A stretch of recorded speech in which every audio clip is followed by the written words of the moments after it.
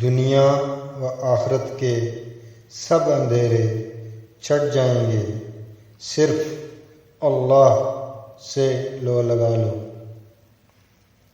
اخلاص کا قانون یہ ہے کہ اگر آپ مخلص ہیں تو کامیاب ضرور ہوں گے، کیونکہ خلوص والوں کو مالک ضرور نوازتا ہے۔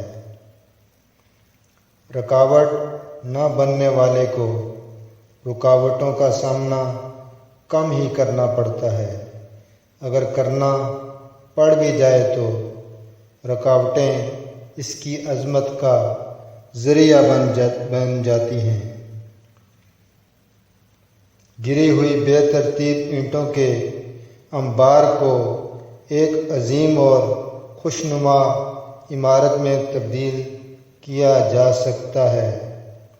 اسی طرح گرے پڑے اور بے ترتیب خیالات کو ترتیب دے کر زندگی کی عمارت کو بھی شاندار بنایا جا سکتا ہے۔ اگر آپ کے افکار بدل رہے ہیں تو آپ کی زندگی کے نتائج بھی بدل رہے ہوں گے۔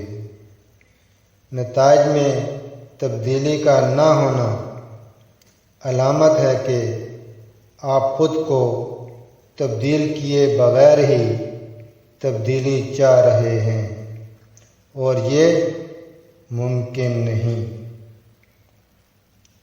ان چیزوں کی فہرست بنائیے جن کو پیسوں سے نہیں خریدا جا سکتا، پھر ان چیزوں کی قدر کرنا شروع کر دیجیے، زندگی پرسکون ہو جائے گی۔